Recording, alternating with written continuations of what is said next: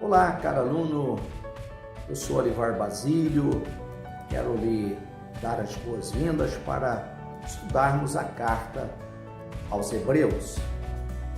Essa epístola, sem dúvida nenhuma, é uma das mais lindas da literatura bíblica e por ela os sacrifícios da antiga aliança se revestem de um colorido de tom vermelho carmesim, que é o sangue precioso de Jesus derramado na cruz do Calvário.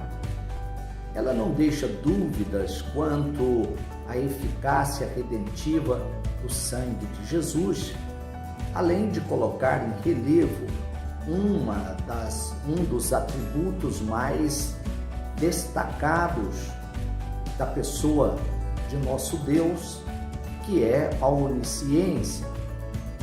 Por meio desta carta, nós teremos a oportunidade de ver o sacrifício expiatório de Cristo prefigurado nos sacrifícios do antigo pacto, aonde eram oferecidos a cada ano o sangue dos touros e dos bodes, que apenas prorrogavam por um tempo a exigência punitiva pelo pecado da humanidade.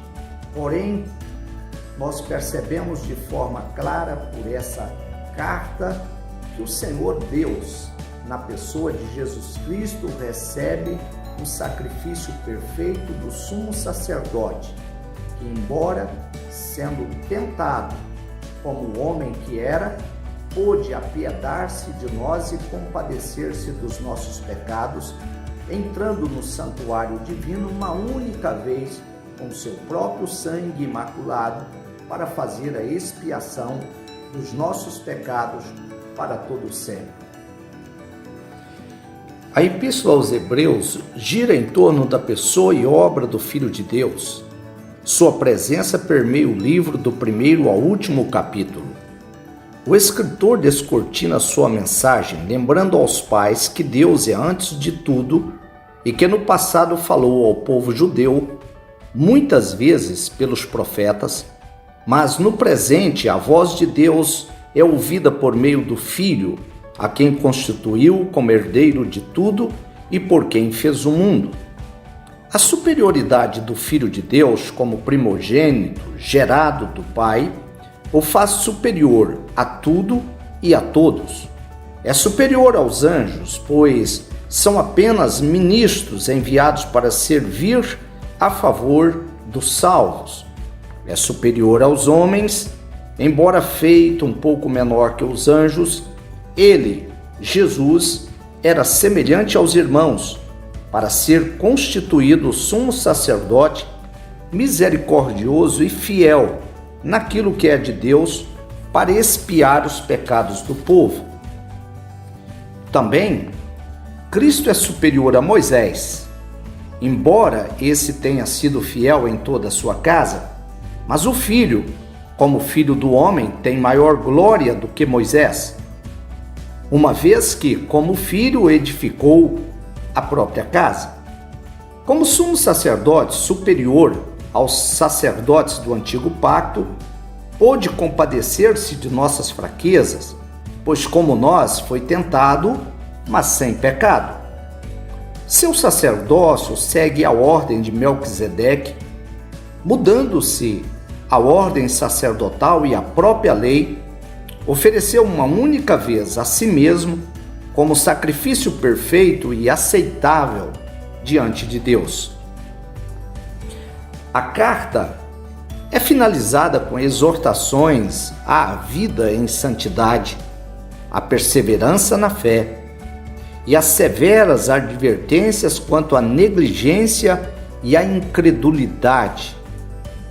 O escritor não quis se identificar, porque a importância está na mensagem e no personagem central da carta, que é Cristo, o sumo sacerdote da nossa confissão. A ausência de sua identidade tem suscitado calorosas e intermináveis discussões e suposições quanto à pessoa e autoria da epístola. Alguns dizem ser Barnabé, o filho da exortação.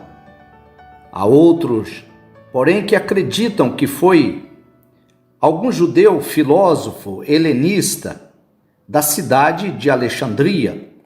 Há também aqueles que acreditam que foi o apóstolo Paulo, inclusive por causa de sua autoridade apostólica, em princípio e para inserção no cânon, cria-se e aceitava-se que o autor fora o apóstolo Paulo.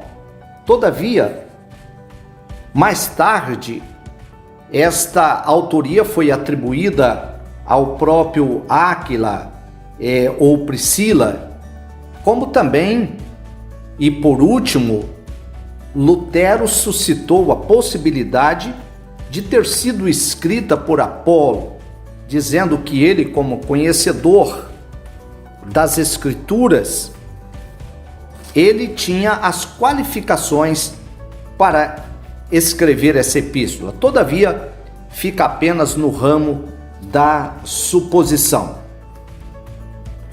A falta de um autor não diminui o valor doutrinário e teológico da carta. Tanto assim é que foi incorporada ao cânon do Novo Testamento.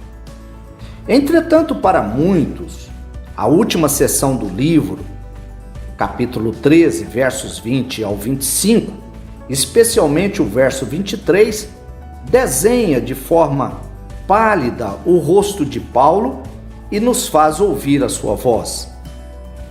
O escritor dessa carta estava, sem dúvida nenhuma, em Roma, e seus destinatários foram os hebreus, residentes em algum lugar, podendo ser na Ásia Menor, em qualquer das regiões ali colocadas, não importando o lugar, pode ser até que estavam dentro do próprio Israel.